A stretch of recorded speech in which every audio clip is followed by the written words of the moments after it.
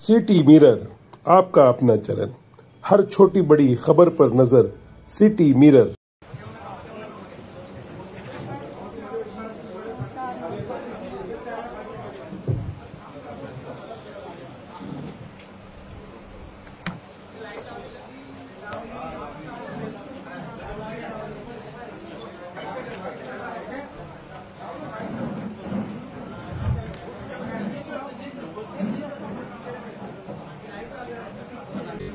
किंवा नमिता ताई।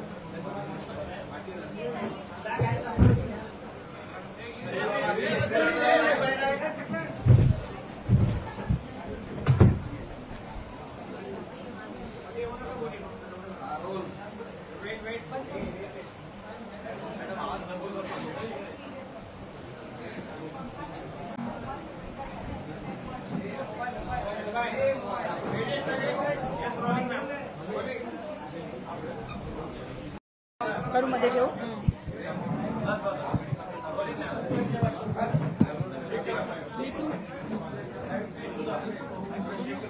Hello hello hello hello hello, ऐकू येत आहे? हॅलो हॅलो हॅलो हॅलो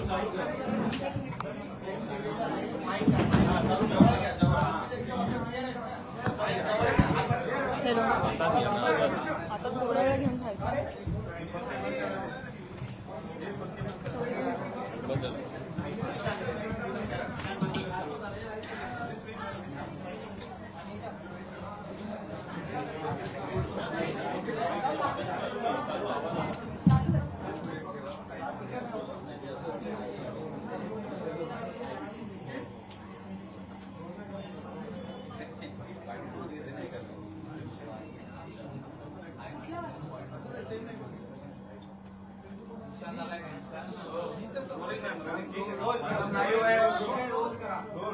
भाऊ येतोय आणि आमच्या वकिलीबाई येत आहेत। त्यांची वाट बघायची आहे का सुरू करायचं?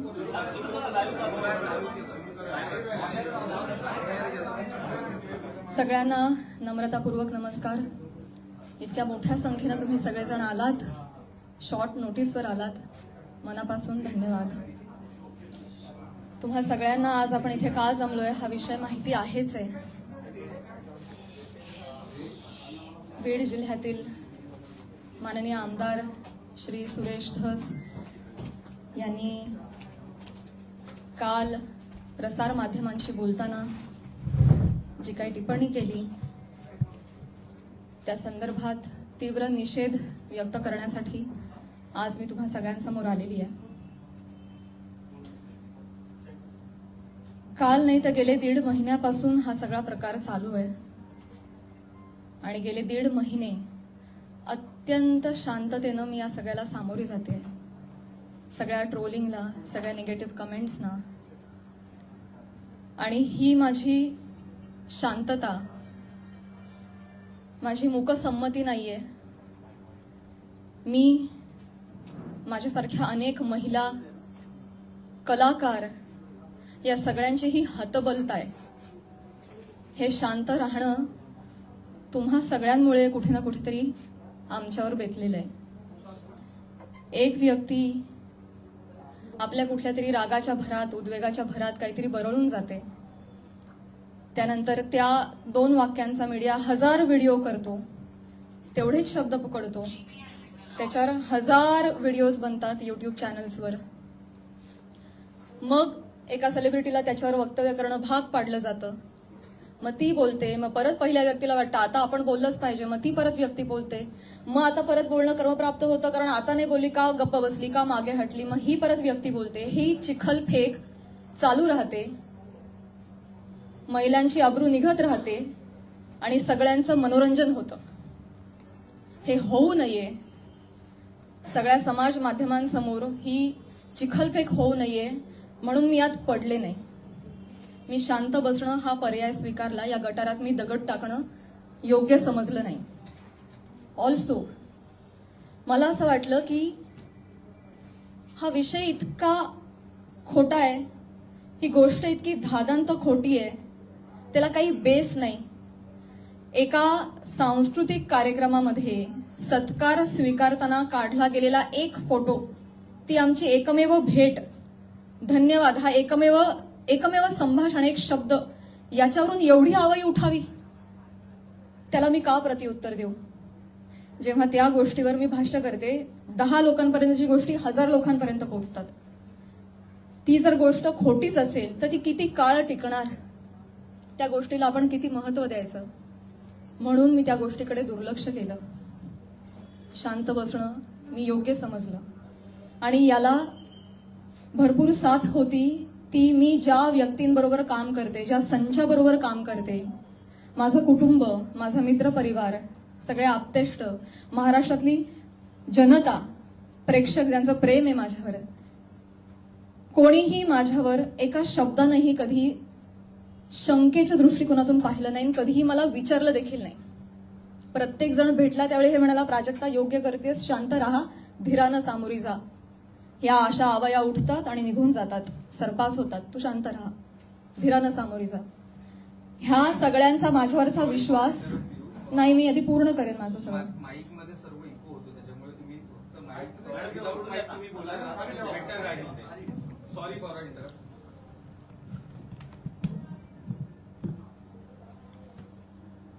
तर ह्या सगळ्या ज्या आवया असतात, जशा निघतात तशाच निघून जातात. असं सगळं असल्यामुळे आणि या सगळ्यांचा पाठिंबा आणि माझ्यावरचा विश्वास इतका दांडगा होता, ही माझ्यासाठी अत्यंत जमेची बाजू होती. त्यामुळे मला माझ्या चारित्र्यावरचं एक्सप्लेनेशन द्यायला समोर यावं अशी गरजच वाटली नाही. आज ही वेळ येतेय, ही अत्यंत नामुष्की आहे. आणि ती वेळ आली आहे कारण एक लोकप्रतिनिधी याच्यावर टिप्पणी करतात. एखादी रूमर आहे, रूमरचंही खरं त्याला स्थान नाहीये, पण एखादी असंच उठलेलं वावटळाविषयी जेव्हा लोकप्रतिनिधी, जे लोक ज्यांना आपण जनतेनं निवडून दिलंय, आपले प्रश्न विधिमंडळात जाऊन त्यांनी आपले प्रश्न मांडावेत, आपल्यासाठी न्याय मागावा, आपल्या हक्कांचं रक्षण करावं, आपलं रक्षण करावं, अशी ज्यांच्याकडून आपली अपेक्षा आहे, अशी मंडळी जेव्हा आपल्यावर चिखल फेक करतात तेव्हा ही गोष्ट गांभीर्यानं घेण्याची वाटली मला. आणि म्हणूनच आज मी तुम्हा सगळ्यांसमोर आले. काल जर हे असं बोलले नसते तर मी तशी शांत बसले होते आणि मी याच्यावर कधी कधी भाष्य केलं नसतं. पण काल त्यांनी ते वक्तव्य केल्यामुळे मला आज तुम्हा सगळ्यांसमोर यावं लागलं. कारण जेव्हा एक लोकप्रतिनिधी असतो जो हजारो लाखोंचं नेतृत्व करतो, लाखो जनता त्यांच्या विचारांना फॉलो करते, जेव्हा ते बोलतात तेव्हा त्यांची विचारधारा लाखोंची विचारधारा होते, ते त्या गोष्टींवर कुठेतरी ठसा उमटवतात आणि खरी आहे असं भासवतात, तेव्हा मात्र ही फार गंभीर बाब होऊन जाते. माझा एक बेसिक प्रश्न आहे सुरेश धस साहेबांना. तुम्ही एक राजकारणी आहात, आम्ही एक कलाकार आहोत. तुम्ही एका दुसऱ्या राजकारणावर कुठेतरी कुरघोडी करताय, टीका करताय. तुमचं जे काय चालू आहे लखलाभ तुम्ही ते करत राहा. या सगळ्यांमध्ये तुम्ही कलाकारांना का खेचता? आम्हा कलाकारांचा ह्याच्यामध्ये काय संबंध? काय बीडमध्ये काहीतरी कायदा सुव्यवस्थेचा काही प्रश्न निर्माण झालेला आहे, त्याच्यावर भाष्य करत असताना कलाकारांवर गाडी का घसरते? बर, ते इव्हेंट मॅनेजमेंट विषयी काहीतरी सांगत होते की यांच्याकडून शिकावं इव्हेंट मॅनेजमेंट. मान्य, पण मग महिला कलाकारांचीच का नावं येतात? का परळीला कधीच कोणी पुरुष कलाकार गेला नाही का कार्यक्रमाला? त्यांची नावं का नाही येत? इव्हेंटमॅनचं तुम्हाला जर एक उदाहरण द्यायचं आहे तर पुरुष कलाकारांची नावं घ्या ना. महिलांची नावं घेऊन अतिशय कष्टानं ज्या महिला अतिशय छोट्या फॅमिलीमधून येऊन संघर्षमय आयुष्य जगत मोठ्या होतात आणि आपलं एक नाव कमवतात, त्यांची प्रतिमा ते असं बोलून डागाळतात. हे कितपत योग्य आहे? तुम्हाला उदाहरण द्यायचे, तुम्ही पुरुष कलाकारांची नावं द्या. पण त्यांनी तसं केलं नाही. त्यांनी त्यांच्या वैयक्तिक स्वार्थासाठी फिल्म इंडस्ट्रीमध्ये काम करणाऱ्या महिलांची नावं घेतली, त्याचा वापर केला, गैरवापर केला. त्यांनी स्वतःचा टीआरपी वाढवण्यासाठी महिलांची नावं घेतली, अतिशय कुत्सितपणे टिप्पणी केली, अतिशय कुत्सितपणे. एक कलाकार म्हणून वेगवेगळ्या शहरांमध्ये जाणं, प्रेक्षकांचं मनोरंजन करणं हे कलाकारांचं काम आहे. आणि फक्त परळी नाही, महाराष्ट्राच्या कानाकोपऱ्यात जाऊन मी याही आधी कार्यक्रम केलेले आणि यापुढेही करत राहणार आणि सगळेच कलाकार करतात. याआधीही हजारो नेत्यांबरोबर, प्रतिथयश क्षेत्रातल्या सगळ्या मान्यवरांबरोबर फोटो आहेत. मग तो फोटोचा रेफरन्स उचलून तुम्ही कोणाही बरोबर असं नाव जोडून टाकणार का? हे एक महिला म्हणून, महिला कलाकार म्हणून मला अतिशय ही बाब निंदनीय वाटते. महाराष्ट्रातल्या राजकारण्यांना हे कृत्य शोभत नाही. बरं, ते जे बोललेत ते इतकं कुत्सित आहे. अच्छा, त्या पण येतात का परळीला? अच्छा. कोणाला जर नवा चित्रपट वगैरे करायचा असेल तर परळी पॅटर्न अवलंबावा. त्यांचा जे काय जवळचा पत्ता वगैरे काय म्हणायचंय काय तुम्हाला? तुम्ही फक्त महिला कलाकारांच्या चारित्र्यावर शिंतोडे नाही उडवत आहात, महिलांच्या कर्तृत्वावर सुद्धा तुम्ही प्रश्नचिन्ह उपस्थित करताय का? कुठल्याही पुरुषाच्या किंवा राजकारण्याच्या कुबड्यांशिवाय एखादी महिला स्वकर्तृत्वावर यशस्वी होऊ शकत नाही का? कष्टांनी आणि मेहनतीनं एखादा माणूस मोठा होतो, याच्यावर तुमचा विश्वास का नाही बसत? ही अशी टिप्पणी करून तुम्ही माझी नाही, आम्हा महिलांची नाही, स्वतःची मानसिकता दाखवताय असं मला वाटतं. आणि ही अतिशय खेदजनक बाब आहे. मला पाणी आणि टिश्यू द्या.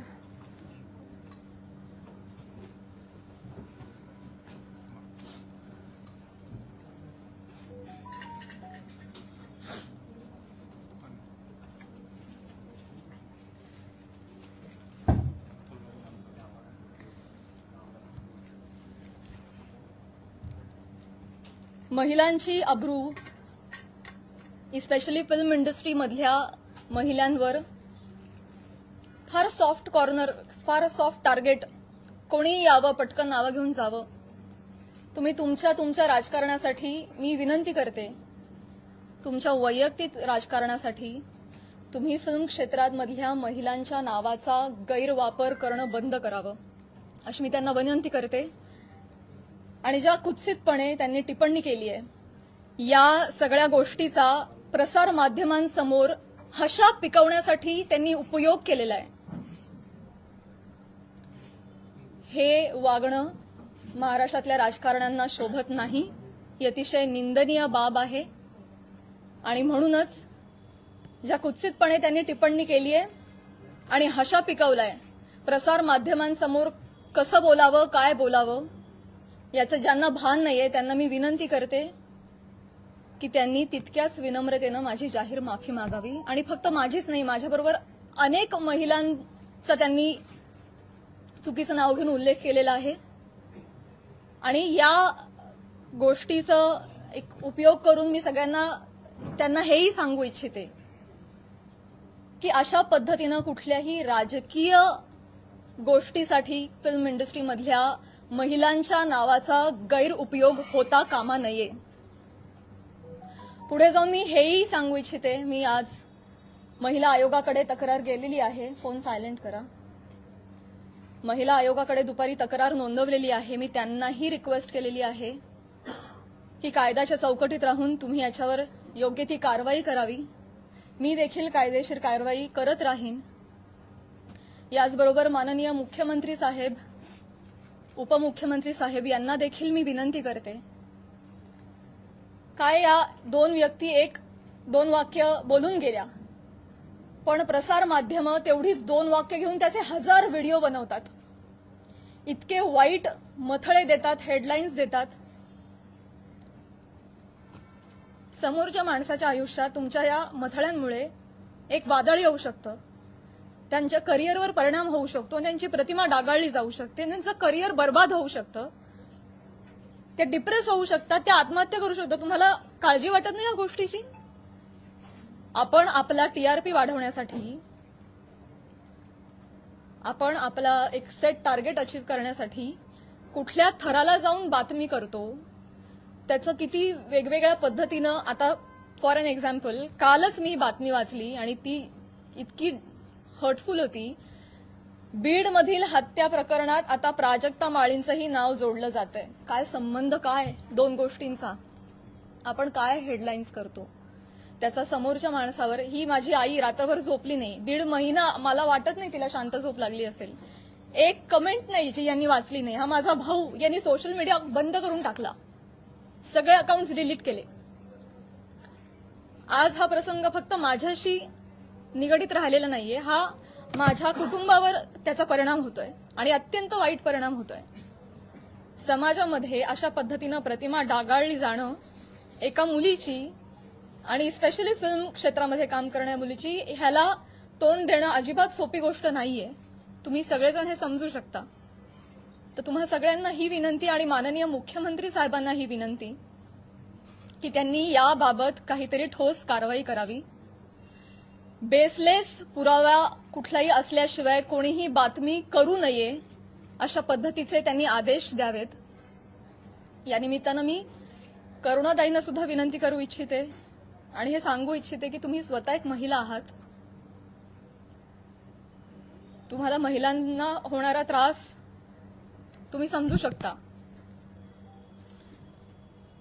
या पुरुष प्रधान संस्कृतीमध्ये जर महिलाच महिलांच्या पाठीशी उभ्या नाही राहिल्या आणि चिखलफेक करत राहिल्या तर कसं होणार. मी सांगू इच्छिते की तुम्हाला जी माझ्या बद्दलची माहिती मिळाली आहे ती अत्यंत चुकीची आहे. तुमच्या माहितीचा जो स्रोत आहे तो चुकीचा आहे करुणाताई. आणि आय एम शुअर की इथून पुढे तुम्ही कुठल्याही गोष्टीची खातरजमा केल्याशिवाय, शहानिशा केल्याशिवाय तुम्ही असं वक्तव्य करणार नाही आणि महिलांच्या बाबतीत तुम्ही देखील संवेदनशील राहाल अशी मी खात्री बाळगते आणि ही मी तुम्हाला विनंती करते. आणि मुख्यमंत्री साहेबांना ही विनंती करते की एका कार्यक्रमातला एका मंत्र्याबरोबरचा एक फोटो याच्यामुळे इतकं वादंग उठावं आणि इतकी आवई उठावी आणि त्याच्यावर हजारो न्यूज पोर्टल्सनी, युट्यूब चॅनल्सनी ह्याच्या न्यूज बनवाव्यात आणि वाटेल तसे ते लाईक्स आणि सबस्क्रिप्शन वाढवत राहावेत. त्यांना भीती नाहीये की याच्यावर कोणीही काहीतरी ऍक्शन घेईल म्हणून ते हे करतायत.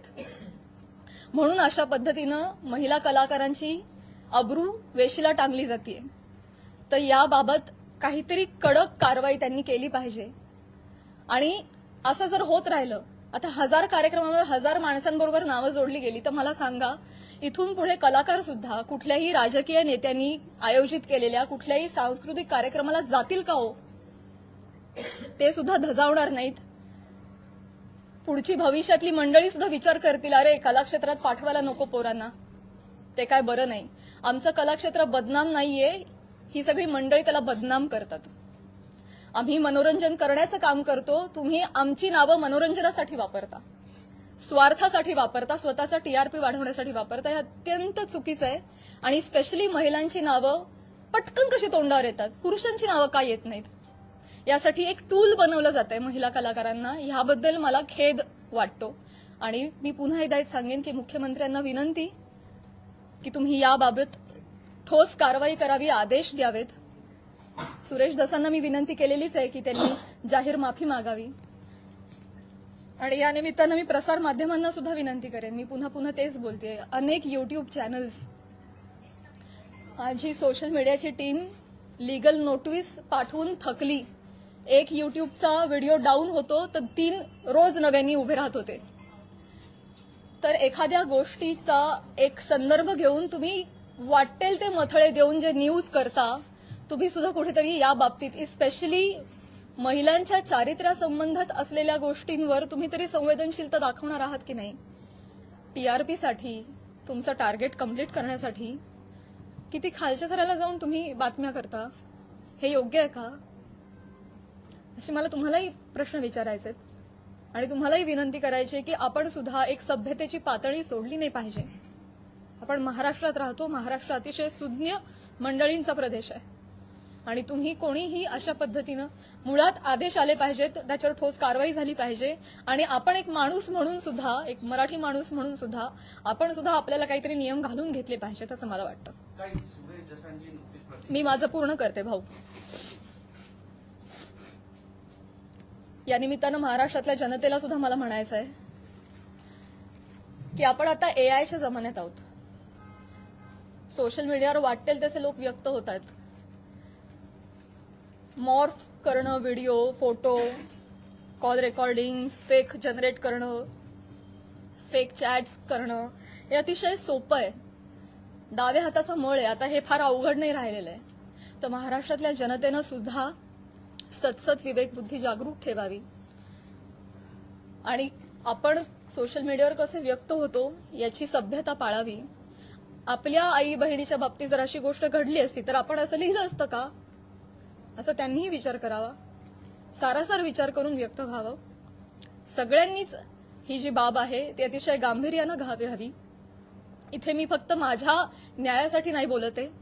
इथे मी आज सगळ्या सिने क्षेत्रात, कला क्षेत्रात काम करणाऱ्या सगळ्या महिलांच्या वतीनं बोलतीये. आज त्यांचं प्रतिनिधित्व करते असं मी म्हणेन की समाजामध्ये उजळ माथ्यानं जगण्यासाठी आम्हाला एक फ्रीडम असलं पाहिजे, एक मान सन्मान ठेवला गेला पाहिजे. यासाठी तुम्ही सुद्धा ती डिग्निटी पाळणं गरजेचं आहे आणि तो मान सन्मान देणं गरजेचं आहे असं मला वाटतं आणि तुम्ही ते कराल अशी मी आशा व्यक्त करते. एक प्रश्न असा होता, आता आपण ज्या पद्धतीने आता एकच प्रश्न आहे, सुरेश दास महिला आयोगाकडे आपण अच्छा ओके, वन बाय वन जाऊया. सुरेश दास म्हणताय प्राजक्ता माळींची माफी मागणार नाही. सुरेश दास म्हणताय प्राजक्ता माळींची मी जाहीर माफी मागणार नाही. मी त्यांना मागणी केलेली आहे. त्यांनी ज्या कुत्सितपणे हशा पिकवण्यासाठी हा मुद्दा उचललाय ज्याला काही बेस नाही, तर मी मागणी केलेली आहे आणि मला खात्री आहे की माननीय मुख्यमंत्री साहेब, माननीय उपमुख्यमंत्री साहेब, महिला आयोग याच्यावर कठोर कारवाई करतील आणि योग्य ती गोष्ट घडवून आणतील. महिला आयोगाकडे आपण तक्रार दाखल केलेली आहे. आपण कायदेशीर पाऊल म्हणजे पोलीस स्टेशनमध्ये जाऊन धस यांच्या विरोधात काही तक्रार दाखल करणार आहात का? ज्या पद्धतीने आता ते म्हणतायत की आम्ही माफी मागणार नाही म्हणून, तर आपण कायदेशीर पाऊल नेमकं काय उचलणार आहात? महिला आयोगाकडे तक्रार दिलेली आहे.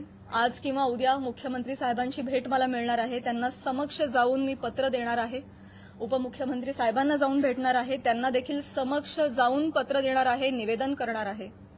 आणि जर गोष्ट काही घडली नाही आणि ही देखील महिला म्हणून हलक्यात घेतली तर डेफिनेटली माझ्या वकिलांमार्फत मी योग्य ती कारवाई करेन. आणि माझ्या एकटीच्या न्यायासाठी नाही, मी समस्त कला क्षेत्रात काम करणाऱ्या महिलांच्या वतीनं पाऊल उचलेन.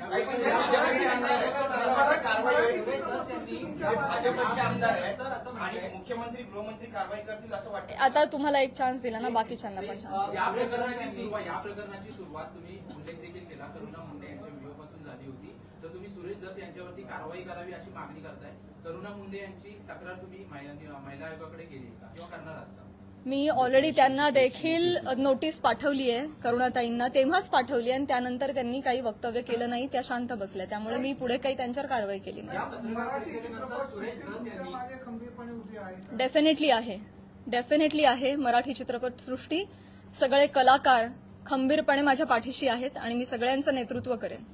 सुरेश दस यांनी ही पत्रकार परिषद चालू आहे त्याच्यानंतर त्यांनी प्रतिक्रिया दिली की हे संतोष देशमुख प्रकरण दुसरीकडे नेण्यासाठी म्हणून तुम्ही ही पत्रकार परिषद. मला हेच सांगायचं आहे तुम्हाला सगळ्यांना, हेच सांगण्यासाठी आज मी आली आहे की तुमच्या राजकीय हेतूसाठी तुम्ही कला क्षेत्रातल्या कलाकारांची नावं का जोडताय? कलाकारांचा आणि राजकारणाचा काही एक संबंध नाहीये. तुम्ही जर कालच्या त्या भाषणामध्ये आमचं नाव घेतलं नसतं तर आज मी तुमच्यासमोर इथे नसते. मी आज माझ्या ज्योतिर्लिंग यात्राला असते. त्यांनी नाव घेतल्यामुळे आज मला इथे बसावं लागतंय. त्यांनी सुरू केली ही गोष्ट. त्यामुळे तुम्ही असा अर्थ जोडू नका, ही तुम्हालाही विनंती. आणि मुळात राजकारणाचा आणि कलाकारांचा काही संबंध नाही. तुम्ही तो ओढून आणू नका. स्पेशली महिला कलाकारांना तुम्ही इथे त्यांच्या प्रतिमा डागाळू नका. येस, हो, इथे मुलगी बोलतीये. या सगळ्या चिखलफेकमुळे कुठेतरी कलाकार कोणत्याही गोष्टीवर भूमिका घेताना म्हणजे काचकूच करतात असं वाटतं का? भीती वाटते ना, कारण प्रसार माध्यमं त्याला चुकीची प्रसिद्धी देतात. मग यामुळेच पुढे कधी म्हणूनच मुख्यमंत्र्यांना मी विनंती करणार आहे की जर कुठलाही पुरावा नसेल तर प्रसार माध्यमांनी, स्पेशली युट्यूब चॅनल्सनी जर अशा काही बातम्या केल्या तर त्यांच्यावर कठोर कारवाई करावी. इनफॅक्ट तशा पद्धतीचे निर्देश त्यांनी आत्ताच जारी करावेत. सुरेश दासांनी फक्त माफी मागावी एवढंच तुमची मागणी आहे की कारण जरी त्यांनी माफी मागितली तरी त्यांच्यावर कारवाई करण्यात येईल अशी? मला आहे ना प्रॉब्लेम एक दोन व्यक्तींनी बोलण्याचा नाहीये. या मला प्रवृत्तीचा त्रास आहे. हा प्रघात पडता कामा नाहीये की कोणीतरी काहीतरी फार कष्टाने नाव कमवतं, कोणीतरी एक काहीतरी येऊन बोलून जातं आणि अख्खी इमेज डागाळते. स्पेशली महिलांच्या बाबतीत मी पुन्हा तेच म्हणेन की नाव घेताना त्यांनी 3 महिलांचं का नाव घेतलं? पुरुष कलाकार गेलेच नाहीत का हो परळीला कधी कार्यक्रमाला? मी जेव्हा गेले होते कार्यक्रमाला तेव्हा माझ्याबरोबर सुद्धा प्रसाद खांडेकर, गौरव मोरे ही मंडळी होती, अमीर हडकर, आमचे सगळे कलाकार होते, त्यांची नाही नावं आली. त्यामुळे स्त्री कलाकारांना याच्यामध्ये गोवू नये. राजकारण्यांनी स्वतःच्या स्वार्थापायी टीआरपी त्यांच्या अशा पद्धतीनं वाढवू नये आणि गैरवापर करू नये. हिंदी असो किंवा मराठी सिनेमा, राजकीय नेते मुख्यतः कलाकारांना टार्गेट करतात. हे हेतुपुरस्सर किंवा जाणीवपूर्वक वक्तव्य केल्यानंतर त्यांना प्रसिद्धी मिळते. मला हे माहिती नाही ते देण्यासाठी असं वक्तव्य होतं असं वाटतंय का? आणि याचा पाठपुरावा म्हणून तुम्ही कलाकारांची काही संघटना बांधणार का किंवा त्याला एकत्र आणणार का आगामी काळात? मला हेच म्हणायचं आहे की ते काहीतरी बोलून जातात, एक काहीतरी वल्गना करून जातात. खरं तर त्यांनी अशा पद्धतीच्या वल्गना हाणून पाडल्या पाहिजेत एक लोकप्रतिनिधी म्हणून, पण ते त्याला हवा देतायत ही गोष्ट चुकीची आहे. पण त्यांना जेव्हा कळेल पुढे जाऊन की त्यांच्या एका वक्तव्याचे 1000 वेगळ्या पोर्टल्सनी 1000 न्यूज केल्यात हे त्यांना कळल्यानंतर खरं तर तेही करणार नाहीत, करुणाताई बोलणार नाहीत. पण त्यांना ही पुढे गोष्ट एवढी मोठी घडतीये ह्याची त्यांना कल्पना नसावी कदाचित. मला जेवढे त्या 2 व्यक्ती बोलल्या याचा त्रास आहे तेवढाच त्रास मला प्रसार माध्यमांनी केलेल्या फेक न्यूजचा देखील आहे. सो डेफिनेटली याच्यावर कारवाई व्हावी असं मला वाटतं. कलाकार या विषयांवर बोलणं टाळतात, सोडून देतात. त्याच्यामुळे तुम्हाला वाटतं का की त्यांना बोलायला वेळ मिळतो किंवा तो चेष्टा मस्करीचा विषय होतो? करुणा मुंडेंनी जेव्हा तुमच्यावर टीका केली तेव्हा जर तुम्ही उत्तर दिलं असतं किंवा पुन्हा एकदा तुमचं नाव अशा प्रकारे घेतलं गेलं नसतं असं वाटतं? पुन्हा एकदा मी तेच म्हणेन, पुन्हा एकदा मला तेच म्हणायचंय का कलाकार पुढे येत नाही. मी पहिलं वाक्य म्हणाले की या सगळ्यामध्ये आमची हतबलता आहे गप्प राहण्यामध्ये. का? कारण समाज माध्यमांमध्ये ही चिखलपेक चालू राहते. विषय एवढा असतो कुठेतरी वेगळीकडे जाऊन पोचतो. आज तुम्हाला काय वाटतंय हे चालू राहतं. त्यामुळे कलाकार शक्यतो यामध्ये पडत नाहीत. आणि बरीच मंडळी, मी फक्त कलाक्षेत्र म्हणत नाही, बऱ्याच क्षेत्रांमधली मंडळी गप्प राहणं हा पर्याय निवडतात, कारण हे असं जाहीरपणे चिखलफेक होत राहते. म्हणूनच या संदर्भात जर काहीतरी रूल्स अँड रेग्युलेशन्स आले, कठोर नियम आले की जर या गोष्टीमध्ये तथ्य सापडलं नाही, जर कुठला पुरावा सापडला नाही तर त्यांच्यावर कायदेशीर कारवाई होईल त्या न्यूज पोर्टलवर किंवा युट्यूब चॅनलवर. असा जर आपल्याकडे नियम आला ना तेव्हा जाऊन हे बंद होणार आहे. तर असा नियम काढावा हीच विनंती आहे माझी मुख्यमंत्री साहेबांना. नाही असं काही नसतं. मला हा नियम आणायचा आहे. मला या निमित्तानं प्रसार माध्यमांमध्ये जे काही न्यूज होतात त्याला पुराव्यांची जोड नसेल तर तुम्ही ते करू नका, केलं नाही पाहिजे. ते खोटं आढळल्यास कायदेशीर कारवाई होईल अशा पद्धतीचा नियम आला पाहिजे. हे माझं खरं उद्दिष्ट झालंय. आता स्वागत आहे.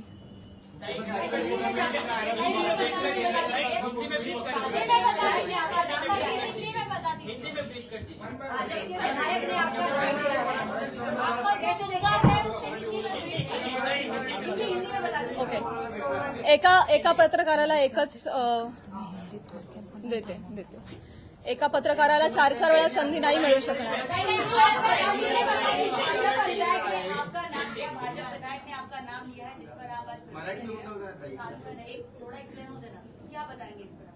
सगळ्यात शेवटी हिंदी बोलू, मराठी अजून 1-2 प्रश्न घेते. सगळ्यात तुम्ही एक प्रश्न विचारला ना? नक्की विचारला नाही.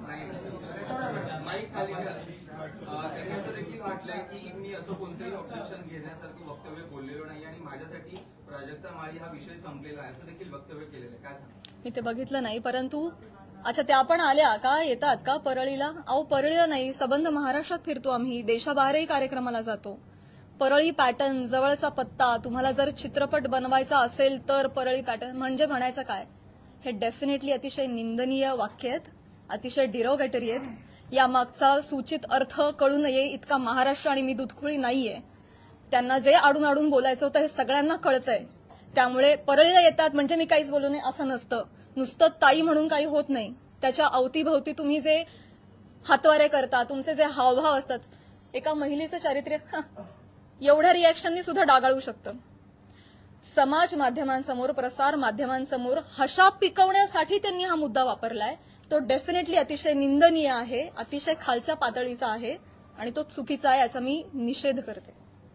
मॅम, क्लॅरिफिकेशन देताना नेहमी महिलाच का देतात? तुम्हाला वाटत नाही का ज्यांच्याशी नाव जोडलं जातं त्यांनी सुद्धा हे दिलं पाहिजे? आतापर्यंत बॉलिवूडमध्ये सुद्धा अशा अनेक गोष्टी घडलेल्या आहेत, पण महिलाच टार्गेट का होते याच्यावर तुम्हाला काय वाटतं? हाच माझा प्रश्न आहे, हाच माझा प्रश्न आहे मुख्यमंत्री साहेबांना सुद्धा, की हे महाराष्ट्रामध्ये एक निर्भेळ वातावरण कला क्षेत्रातल्या महिलांच्या बाबतीत असलं पाहिजे आणि आम्ही सॉफ्ट टार्गेट होता कामा नये.